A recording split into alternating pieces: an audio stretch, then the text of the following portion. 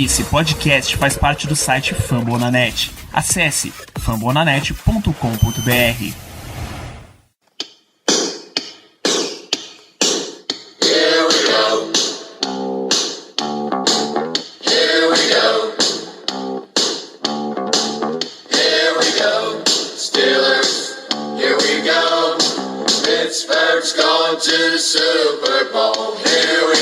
Muito bem, pessoal, estamos começando mais um Black Yellow Brasil Podcast, episódio 142, chegando para a nossa quinta temporada desse seu podcast falando do Pittsburgh Steelers para todo o Brasil, direto em fambonanet.com.br, iTunes, Spotify, Deezer, ou do cartãozinho que vai ter o seu valor de contrato para a franchise tag. Sou Danilo Batista, seu host, voltando para mais uma temporada. Aproveitamos 2 longos meses, 2 prazerosíssimos meses de férias, mas o dever nos chama, estamos de volta para gravar este podcast. Começar apresentando a minha mesa, este homem que recebeu o chamado do Steelers Signal, Caio Melo. É um prazer tê-lo de volta nesse programa, muito boa noite. Olá pessoal, sempre uma honra participar desse programa aqui com vocês, sempre uma honra estar aqui com a presença do chefinho Ricardo e a grande voz aveludada, o nosso host eternamente, Danilo Batista. Boa noite, esse homem também convocado, nosso grande analista de tamanhos de mãos, Ricardo Rezende. Muito boa noite, chefia. Uma satisfação enorme estar de volta com os amigos, tanto da mesa quanto principalmente você, amigo ouvinte, para estar falando sobre o Pittsburgh Steelers. Foram 2 meses bastante longos, mas estamos prontos para voltar ativa mais do que nunca. A temporada do Steelers já começou, então vamos lá. Muito bem, a off-season já começou, a temporada 2020 de certa forma já começou, todas as peças já estão começando a se mover para ficar no lugar, e a gente vai aproveitar este episódio para fazer um update, dar uma atualização de tudo que aconteceu desde nosso último encontro lá no começo de janeiro até agora. Estamos há 2 meses fora deste podcast. Então, a grande pergunta da nossa off-season era sobre o destino de Bud Dupree, e aparentemente a gente já tem o primeiro passo dado. Todos os indícios e reports e notícias vindas de Pittsburgh dizem que os Steelers devem aplicar a franchise tag no jogador para que não exatamente os Steelers tenham direito ao famigerado 1 ano de contrato, mas para que tenha direito a mais tempo negociando com o jogador, sem interferências externas, sem outros times poderem entrar em acordo com o Bud Dupree. Como é que vocês veem a franchise tag? Como está o valor para esse ano? O que é que vocês acharam? É relativamente cara, né? A franchise tag, para tê-lo 1 ano, se eu não me engano, é ali na casa dos 14 milhões. Não é isso, Danilo? Poderia confirmar, por favor? Acho que você tem o número aí. A última vez que eu vi estava em uns 16, mas de 16 pode ser de defensive end. Isso, de defensive end. Ele pega a tag de linebacker, eu acho que tá ali entre os 13 e 14 milhões.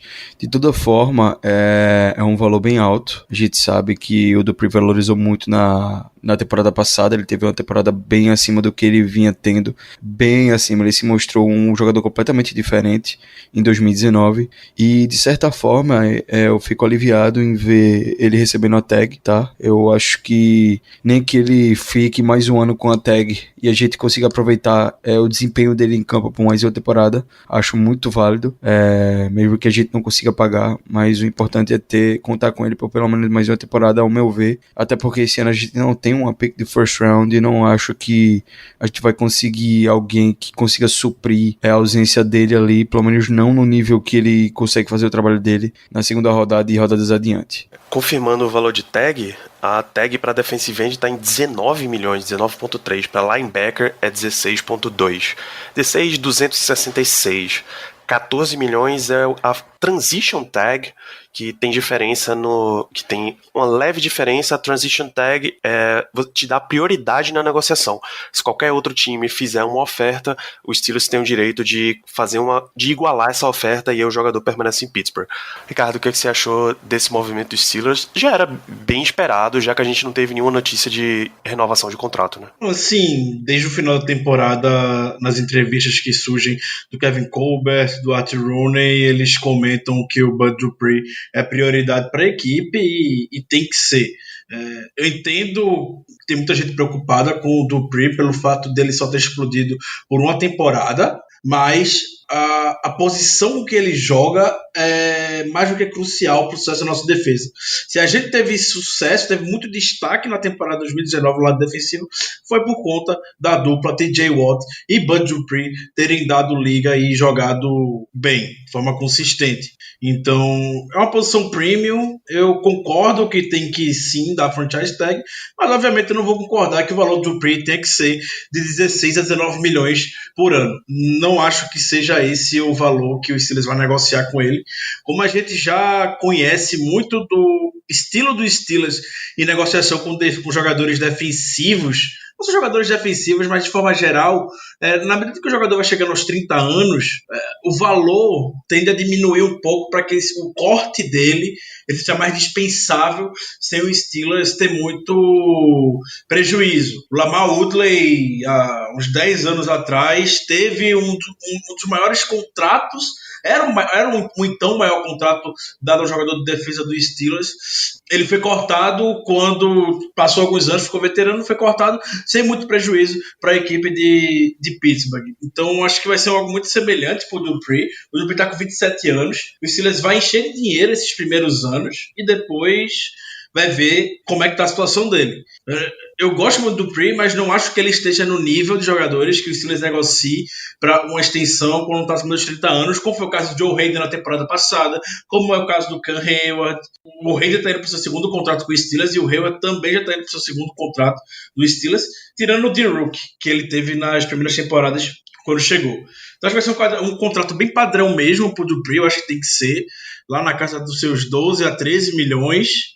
Enche de dinheiro agora e depois vai se tornar algo mais dispensável. Eu espero que consigam chegar no acordo. Só completando, o Spot Track tá fazendo... O Spot Track é uma ferramenta de acompanhamento de salary cap disponível para... não para os times, mas para os usuários comuns, nós, leitores.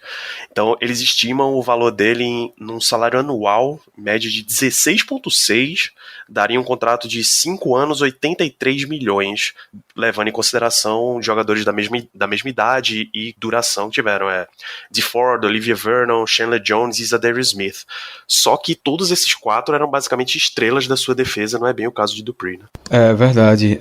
Inclusive uma free agency que tem alguns edges que chamam a atenção, né? Shaquille Barrett, de Davion Clowney, e talvez esses caras aí, quando saírem o contrato deles, se sair antes do Dupree, pode ser que acabem servindo como um piso de negociação para o Dupree. Por isso que a gente torce tanto que o contrato seja fechado e anunciado o mais rápido possível, que é para não sofrer pressão de outros contratos que possam ser eventualmente anunciados.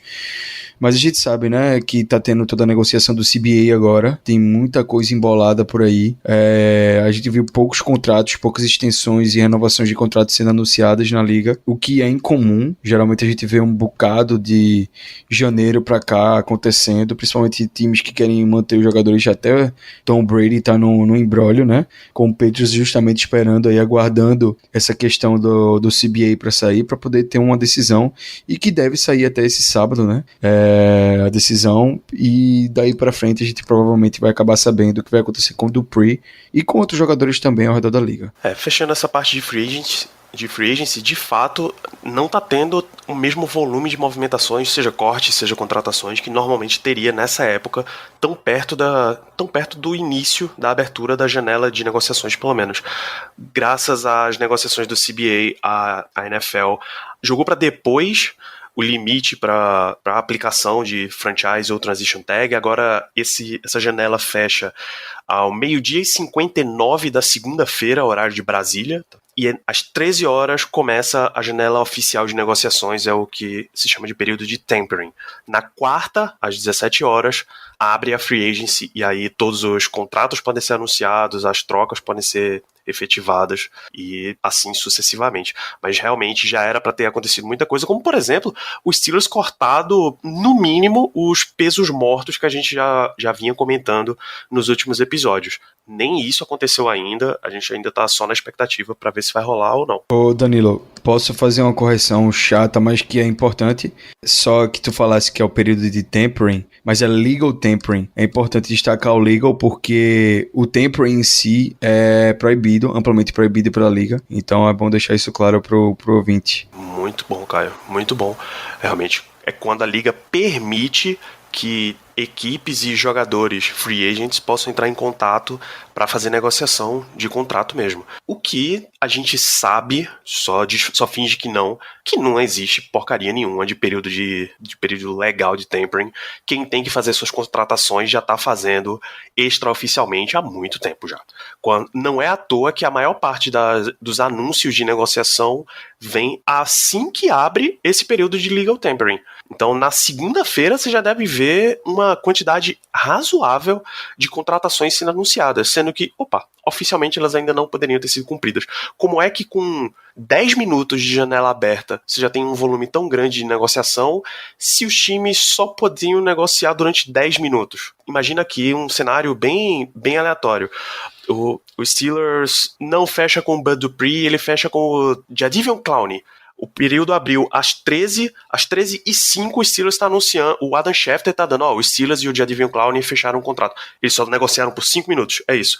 O Steelers bateu no telefone, o Clowney viu, Pensilvânia, sim, eu quero. Não é assim que funciona. Então, amigo ouvinte, bote suas barbas de molho só quando o negócio é realmente muito na cara, que aí a NFL entra para agir contra o tampering, contra essas negociações em período ilegal. Já teve time que perdeu escolha de draft acusado de tampering, mas até provar, meu amigo, é um inferno. Ano acho que passado, acho que foi em 2019, na temporada 2019, teve um caso de acusação de tampering do New England Patriots com o Houston Texans, que o Texans estaria tentando contratar o assistente do Bill Belichick, acho que é Nick Flory o nome dele. É Nick Caserio. Nick Caserio, isso. E aí foi até um pouco polêmico na época e o Texans teve que parar de persuadir o candidato à vaga de GM para a equipe. Isso, a última vez que eu tenho notícia, pelo menos, foi o Chiefs perdendo pick pela negociação com o Jeremy Maclin.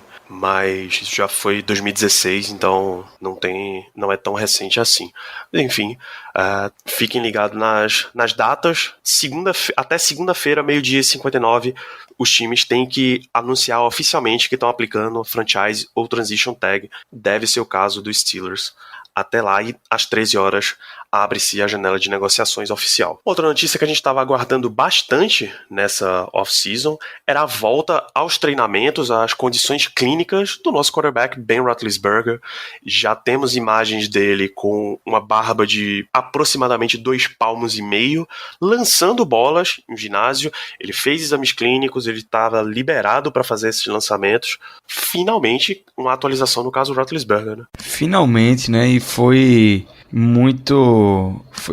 muito feliz ver aquela cena. Todo mundo que torce pro Steelers, todo mundo que é fã do Big Ben sabe o quanto a gente estava receoso nesse período inteiro, né, que ele passou lesionado, o quanto a falta não era nem as notícias negativas, porque a gente não tinha notícia negativa, era a falta de notícia, a falta de atualização e todo o mistério e todo o suspense. Não, vai ter uma data no final de fevereiro que a gente vai ter uma atualização. Isso foi dito mais de uma vez e assim, como é todo um período sem ver absolutamente nada do Big Ben, sem ter notícias, sem ele ficou todo esse tempo praticamente blindado, então a gente meio que fica sem ter de onde tirar informação para se sentir seguro com relação à saúde dele, a progressão dele após a lesão.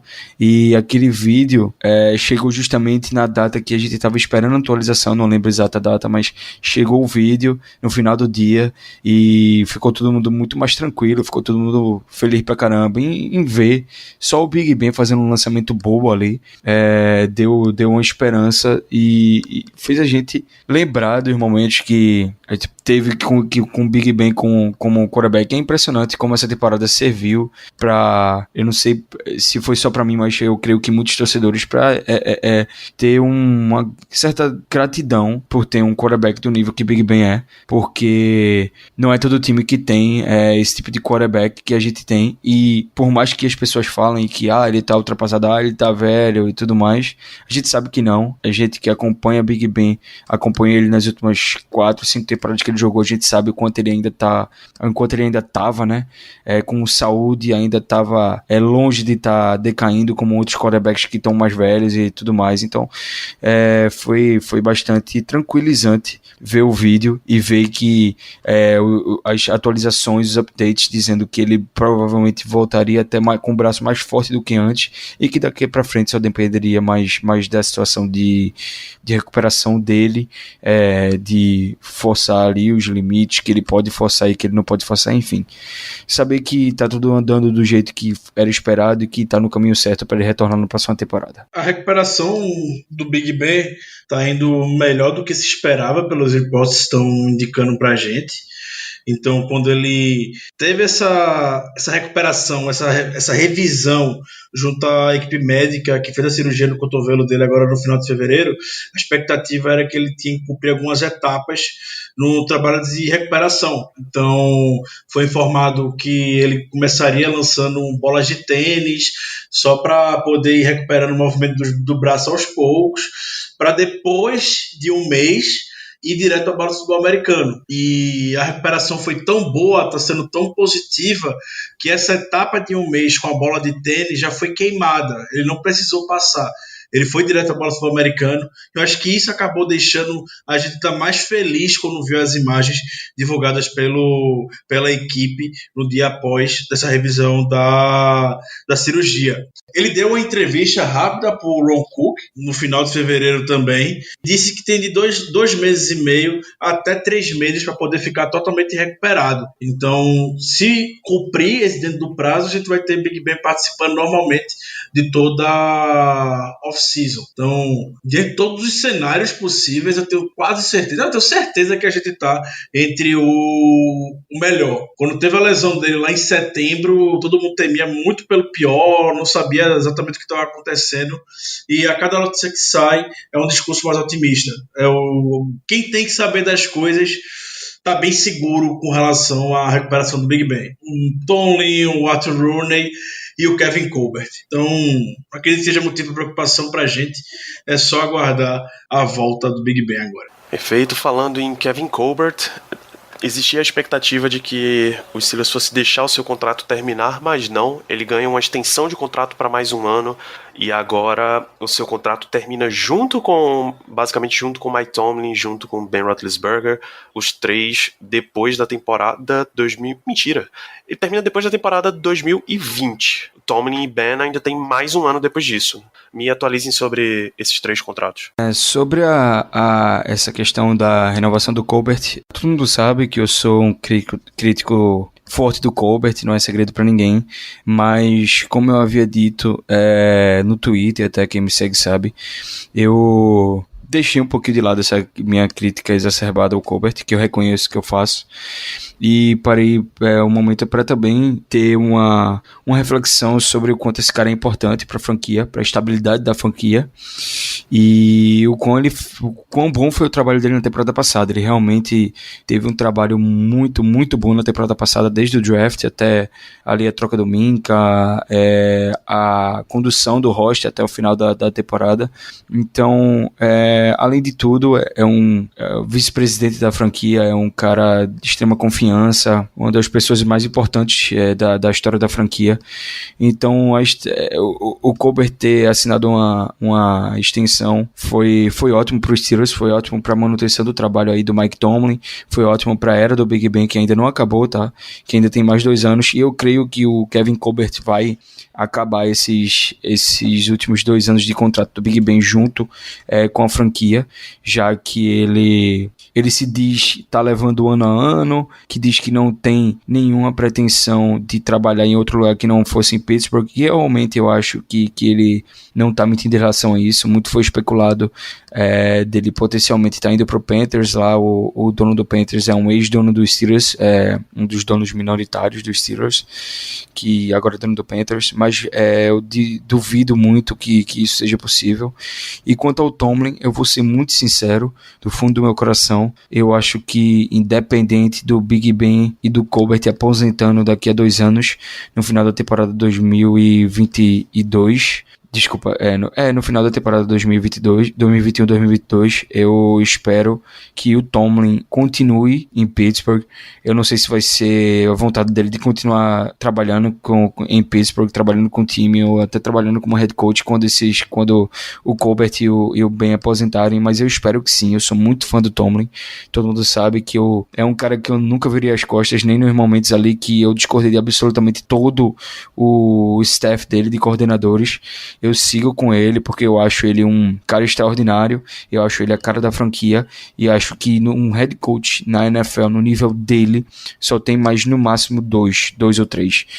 Então é um cara que quanto mais tempo tiver em Pittsburgh, eu acho que a gente vai estar sempre em boas mãos. E eu espero que ele continue independente de renovação do Colbert e do Big Ben depois dos próximos 2 anos. Eu compartilho muito essa sua vontade, Caio. Todo mundo sabe o quão eu sou fã de Mike Tomlin, um dos presidentes e eternos defensores de Mike Tomlin, mas eu acredito que o Steelers tem uma agenda para o futuro já muito bem estabelecida.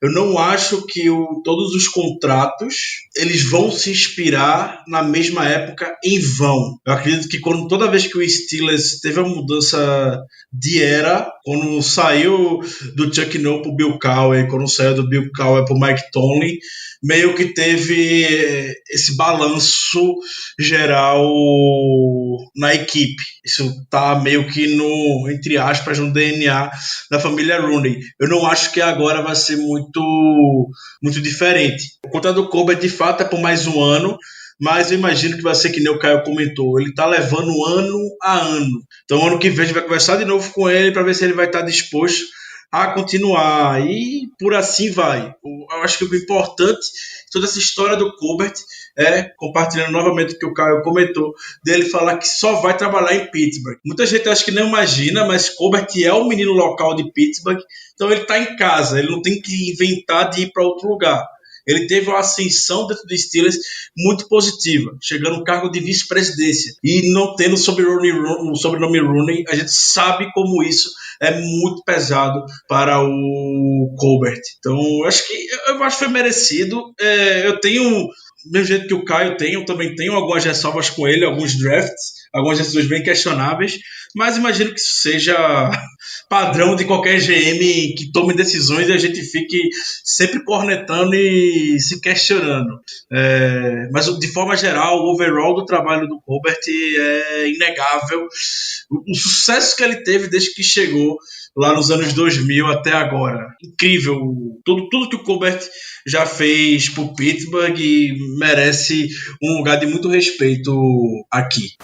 Uma última pergunta sobre esse tópico, Caio. Mesmo sem o sobrenome Rooney, Kevin Colbert ganhou um lugar no Ring of Honor dos Steelers, né? Pô, meu velho, mas o cara teve que passar o quê? 20, 30 anos aí tentando, fazendo coisa boa pro Steelers, ganhando Super Bowl, ganhando tudo. O cara é tipo um engenheiro da obra inteira dos últimos 20 anos e entrou pra Hall da Fama.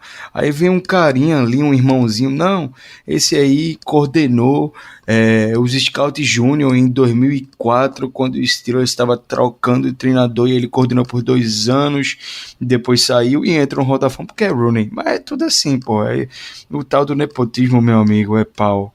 E o Colbert tá aí, mereceu entrar porque o cara é fera demais, né? Lá depois do falecimento lamentável do nosso treinador de wide receivers, Daryl Drake, o Steelers ficou 1 ano com interinos na posição, mas nesse ano a gente já tem um novo nome. Ricardo, quem é o nosso novo treinador de recebedores? Depois de uma novela, né, que se tornou essa posição de wide receiver coach do Steelers, para quem não pôde acompanhar a trama de quem seria, uma breve introdução.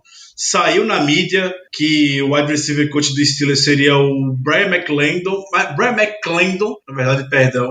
Ele era o wide receiver coach da Universidade de South Carolina, um cara que tem uma experiência universitária bastante forte. Antes de ir para de South Carolina, ele era técnico na Universidade de Georgia. Trabalhou com vários nomes que estão na NFL hoje, como Todd Gurley, Nick Chubb, trabalhou com o Deebo Samuel, que estava no Super Bowl com o 49ers. Então, tinha um background de chamar jogadas que chegou a ser offensive coordinator em South Carolina. Enfim, era um nome que fazia muito sentido para o que o Steelers vinha procurando nos últimos anos para cargos de técnico de posição, buscando nomes do college football. Chegou a ser divulgado na mídia do local, que cobre South Carolina, que o nome do Brian McClendon estava confirmado. Depois de um tempo, foi surgido que ele era um finalista nas entrevistas, e seria um finalista junto com o Jericho Cotchery, ex-jogador do Steelers, que estava fazendo um trabalho como se fosse de estagiário, entre aspas, no Carolina Panthers. E ambos eram finalistas para assumir o cargo. Passou quase uma semana na expectativa de se anunciar quem seria o novo wide receiver coach do Steelers.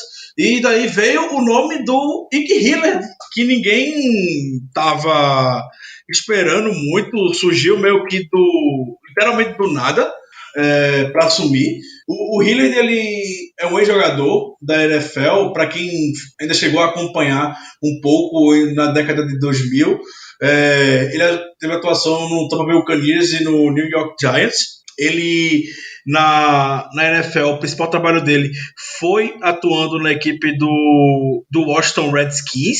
Teve passagens pelo Buffalo Bills e pelo Miami Dolphins. O que eu queria destacar na carreira do Ike Hilliard é como ele sempre conseguiu trabalhar bem com wide receivers jovens. E a gente sabe como o nosso depth na posição é bastante jovem. A gente vê o cara basicamente que tem mais experiência, não necessariamente mais velho, na sala de wide receivers hoje é o Juju Smith-Schuster, que está com 23 anos. Então o Ike Hilliard, ele é um cara que aparentemente ele consegue fazer um trabalho bem simples e efetivo com esses jovens jogadores. No Washington Redskins, na temporada passada, a gente viu o sucesso que o Terry McLaurin teve. Em anos anteriores, ele também teve bons trabalhos, por exemplo, com o Robert Woods e o Marquise Godwin lá no Buffalo Bills em 2013. O Robert Woods disputou o Super Bowl com o Rams, o Marquise Godwin disputou o Super Bowl com o 49ers. São jogadores com certa participação. O Marquise Goodwin hoje um pouco mais apagado no 49ers, mas teve seus bons momentos na NFL. Temporada passada no Redskins, além do McLaurin, ele também teve o Kelvin Harmon e o Steven Sims, todos jovens jogadores. Então, diante dessa situação, diante do background que ele tem, me deixou bastante animado, me deixou bem satisfeito com a contratação. Eu não acho que ele vai ter algum problema de não jogar ninguém jovem pro ataque, como a gente viu, por exemplo, na temporada passada, o Moncrief, ele só tinha carteirinha porque era mais jovem, e só fez mais jovem não, perdão, era mais experiente, tinha carteirinha cativa para menos início da temporada, apesar de todos os problemas que a gente viu já vindo na pré-temporada com ele, e uma vez que o Deontay Johnson assumiu a posição de titular do wide receiver, melhorou razoavelmente. Então, a gente tendo uma média de 23 anos hoje dentro do nossa sala de wide receivers, citando o Juju, o Deontay Johnson, o James Washington e o Dion Kane, e o nome que provavelmente vai vir via draft, eu considero a contratação mais do que positiva, e como vem sendo nos últimos anos uma contratação acertada para a comissão técnica. Os nomes que chegaram nas últimas temporadas para compor a comissão técnica dos Steelers foram muito bons, então esse não poderia ser diferente. Só terminando e completando aí o que Ricardo falou, a princípio eu achei que era um nome muito estranho, muito esquisito, não conhecia por nome, não lembrava do trabalho dele, até que eu parei para pesquisar e realmente tudo o que Ricardo falou foi a impressão que eu tive. Ele tem ótimos trabalhos no Redskins, no Bills. Só para citar um pouquinho o exemplo dos ótimos trabalhos dele, tem um grupo de wide receivers que recentemente praticamente todo mundo do grupo foi pago, que tinha o Ryan Grant, que tinha o Jameson Crowder. São dois jogadores bem de uma fisicalidade diferente para a posição de wide receiver. São dois caras baixos, rápidos, né, que jogam no slot, que não necessariamente dão muito certo na NFL. Ele conseguiu fazer dois desses jogadores terem muito sucesso na mesma temporada. Em 2016 ele teve dois wide receivers que passaram das 1.000 jardas, com Pierre Garçon, com o Deshaun Jackson em com 847 jardas, que foi o Jameson Crowder, mais de 15 touchdowns aí nesse grupo de wide receivers. Então é um cara que tem trabalhos bons numa franquia que não necessariamente dava a ele o material humano e todo o ataque que ele poderia nutrir um sucesso muito forte, e ele acabou por esses anos conseguindo trabalhos que mantiveram resultados não só estáveis como excelentes. E a gente sabe que a última temporada teve o surgimento de um grande wide receiver que provavelmente vai ser uma estrela na NFL, que é o Terry McLaurin, e realmente tem tudo a ver com o trabalho que ele conseguiu fazer lá em Washington. Uma contratação que, quanto mais eu leio sobre, mais eu gosto. O Steelers acabou trocando também o treinador de quarterbacks. Agora Matt Canada, que belo nome, rapaz, toda uma nação está por trás deste homem, assume o cargo de treinador de, inicialmente, Ben Roethlisberger, Mason Rudolph, Devlin Hodges, JT Barrett e Paxton Lynch. Então tem 5 jogadores aí nas mãos de Matt Canada. Ricardo, quem é Matt Canada e por que ele é uma boa ou ruim escolha para os Steelers? A gente tá falando agora há pouco que o Steelers geralmente vai no college football procurar nomes. Não foi o que aconteceu com o wide receiver coach necessariamente, mas foi o que aconteceu com o cargo de QB coach, que era uma necessidade bem gritante, pelo que a gente viu de Mason Rudolph, de Devlin Rodgers na temporada passada. O Randy Fitch, né, tava meio que revezando o trabalho entre o OC coach e o de QB coach, com auxílio de alguns assistentes ofensivos, mas com pouca experiência, esses assistentes com pouca experiência na NFL. Então era preciso ter um nome de peso dentro da sala para se dedicar aos quarterbacks. E aí foi que veio o Matt Canada, um nome com vasta experiência no college football. Teve vários trabalhos de destaque. Eu acredito que para Pittsburgh ele é um nome que é sempre grato nesse passado recente, porque ele trabalhou como coordenador ofensivo da Universidade de Pittsburgh e ele conseguiu anotar 43 pontos na defesa de Clemson em uma vitória em 2016. Foi algo histórico para a Universidade de Clemson, uma das universidades mais fortes do país. Pittsburgh é uma universidade tradicional, porém não figura entre os ranqueados.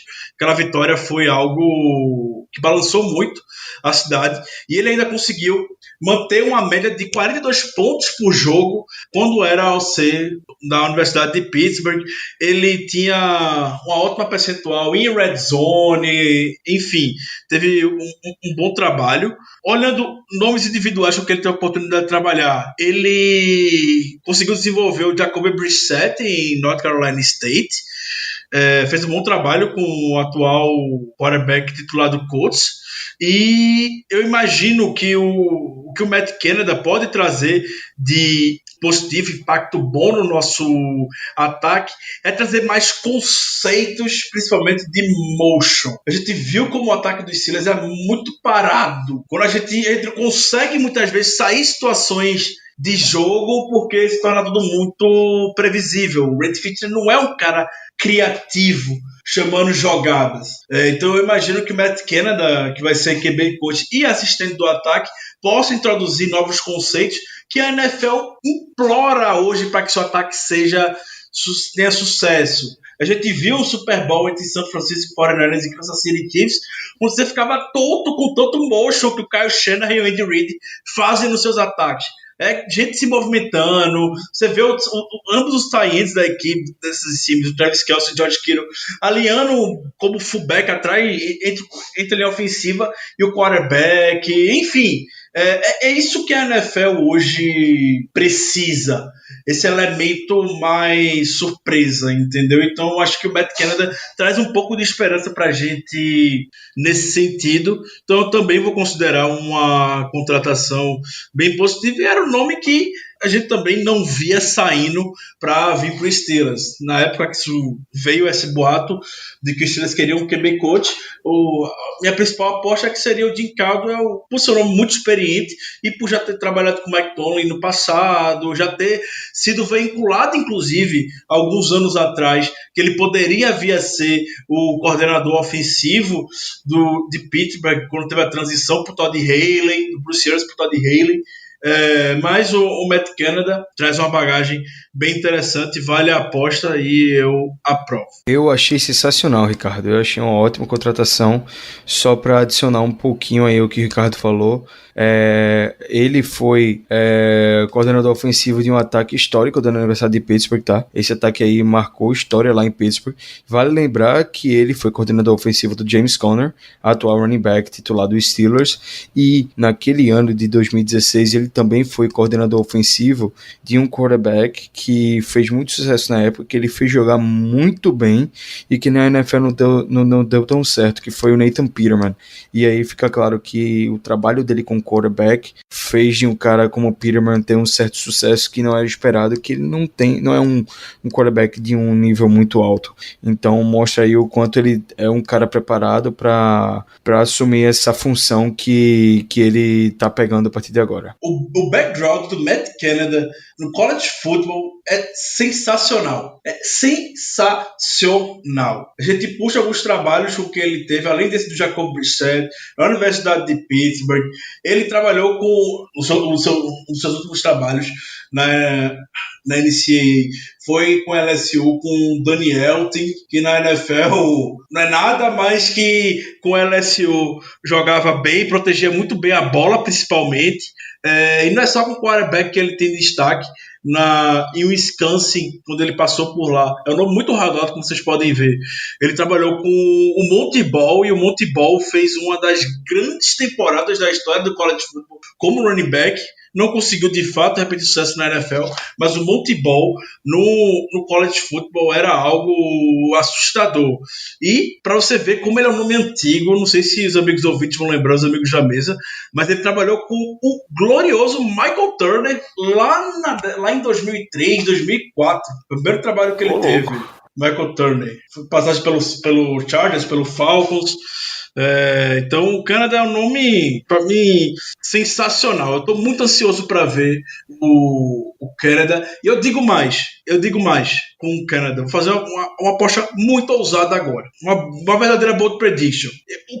O Canada foi a melhor coisa que poderia acontecer para o Mason Rudolph. A melhor coisa. Não tinha coisa melhor que poderia acontecer. O Mason Rudolph deveria estar sorrindo de orelha a orelha pelo fato do Canada ter chegado. Acho que o Canada ele vai fazer um trabalho muito de adaptação com o Mason Rudolph. Vai ser um ataque muito mais cara de Mason Rudolph, como ele tinha lá em Oklahoma State, que ele jogou muito bem, do que o ataque extremamente burocrático do Randy Fichtner. E o principal de tudo vai ser a sombra do Randy Fichtner, do mesmo jeito que o Terrell Austin foi a sombra na defesa do Kit Butler na temporada passada. Que era tudo que a gente estava pedindo há pelo menos um ano e meio. O Steelers teve três nomeações para o Pro Football Hall of Fame.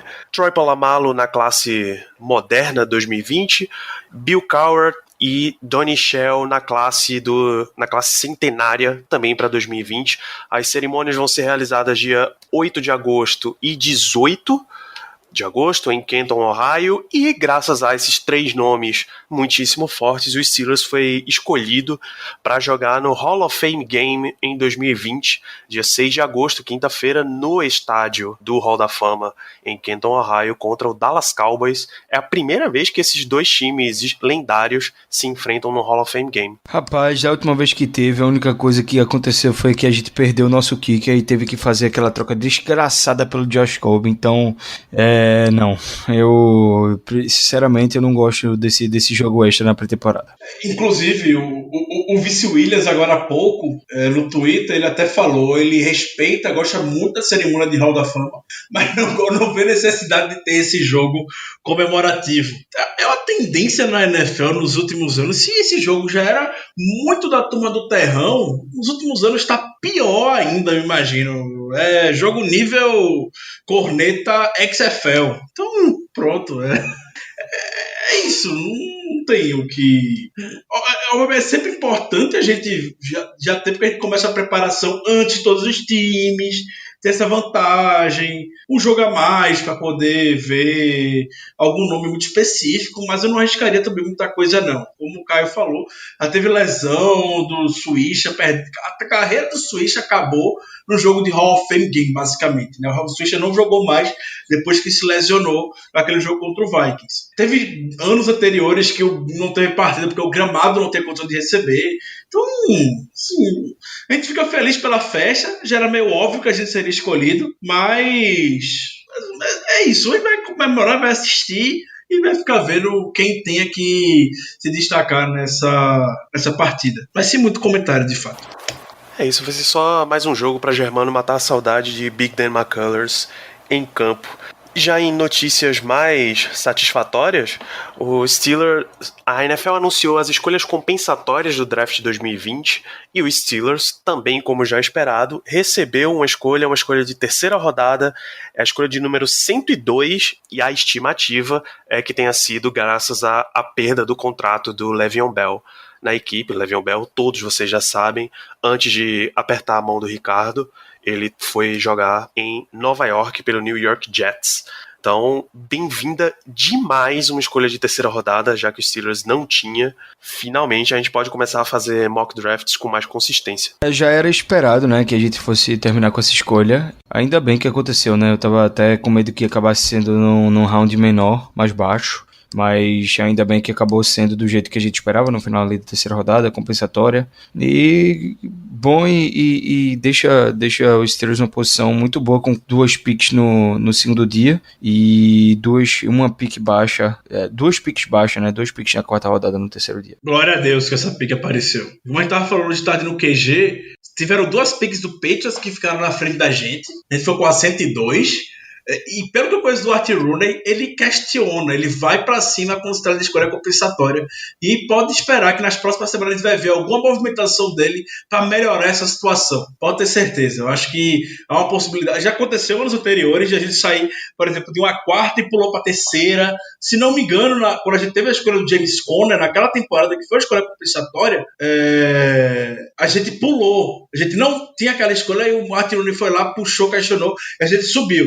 Eu acredito que ele vai fazer de novo esse ano pra gente subir mais umas 4, 5 posições, imagino eu, nesse draft. Por exemplo, o Patriots ficou com a 98 e a 100. A estimativa é que tenha sido pelos contratos do Trent Brown, offensive tackle, e do Trey Flowers, o edge rusher. Eu acho também bem justo que, se o time já tá recebendo 2, que ele desça um pouquinho para receber a segunda, né? Então é isso, gente. A gente deu uma rodada aí por todas as principais notícias que aconteceram com os Steelers nas últimas semanas, nesses 2 meses em que a gente esteve de volta. Muito bom tirar essa poeira, desenferrujar as juntas. E para a gente encerrar esse programa, meu amigo Caio Melo, suas considerações finais. Feliz com a renovação do Colbert. Espero que ele continue até o final aí do contrato do Big Ben. Muito feliz com as 2 contratações de coaching staff que o Steelers fez. Eu acho 2 nomes experientes, 2 nomes que vão ajudar muito, vão agregar muito, principalmente de wide receiver, tá? Eu acho que o impacto vai ser mais imediato. O de quarterback coach a gente vai ver mais pra frente, com eventual necessidade do Mason Rudolph jogar. Mas eu acho que no mais é isso mesmo. Ficar ligado aí nos próximos dias, que deve sair a franchise tag do Bud Dupree. E é isso, galera. Sempre um prazer estar aqui, dividindo esse papo com o Danilo, com o Ricardo. Um grande abraço. Ricardo Rezende, suas considerações finais nessa nossa abertura de 5ª temporada do Black Yellow Brasil. Uma satisfação enorme estar aqui com os amigos, principalmente com os amigos ouvintes. A gente está tirando um pouco a poeira das coisas. Eu tenho certeza que vocês estão ansiosos e esperando ver a gente falando sobre o draft. A gente quis primeiro arrumar a casa, começar aos poucos, para depois a gente se aprofundar no assunto. Mas esperem a cobertura de sempre que a gente vem fazendo desde do nosso nascimento, entre aspas, com relação ao draft. E contamos sempre com vocês. Aproveito também para convidar todos. A gente, durante esses 2 meses de férias, criamos uma nova ferramenta. Temos uma nova ferramenta, na verdade, um novo canal para vocês nos acompanharem, que é através do Telegram. Esse canal do Telegram a gente procura postar as notícias do mesmo jeito que a gente posta no Twitter. No Telegram você vai poder receber a notificação como se fosse uma conversa mesmo. Só ninguém pode falar, porque é um canal de fato fechado. O link vai estar aqui junto ao post do podcast. Então, vão lá, se inscrevam, continuem a interação no Twitter conosco. E, aos poucos, a máquina está ligando para a temporada. É muito, muito bom estar de volta aqui com vocês, meus amigos. Um grande abraço e até a próxima. Muito bem, se vocês prestaram bastante atenção nesse episódio, vocês já sabem, Free Agency está logo ali, franchise tag, o draft tá logo ali, então a gente tá realmente aquecendo os motores para voltar com tudo. Tem muita notícia ainda para sair, muita coisa pra gente comentar. Não esquece de seguir lá no Telegram, seguir no Instagram, seguir no Twitter, tudo @BlackYellowBR, assinar esse podcast, iTunes, Spotify, no Deezer, ou ir acompanhando em fambonanet.com.br/BlackYellowBrasil. Tem muita coisa para sair ainda. Recomende para mais amigos, deixe suas recomendações nas plataformas de podcast, 5 estrelas no iTunes, comentário, review gentil e sincero. Isso ajuda a gente a ir chegando para mais pessoas e agregar essa comunidade de torcedores dos Steelers em torno deste maravilhoso podcast. Então, um grande abraço a todos vocês. Nos vemos no próximo episódio, onde finalmente vamos falar de nomes para os Steelers, seja free agency, seja de draft. A gente já volta para comentar a temporada 2020 que já começou. Um grande abraço a todos e até lá. Yeah, you know what it is. Black and yellow, black and yellow, black and yellow, black and yellow. Yeah, you know what it is. Black and yellow, black and yellow, black and yellow, black and yellow.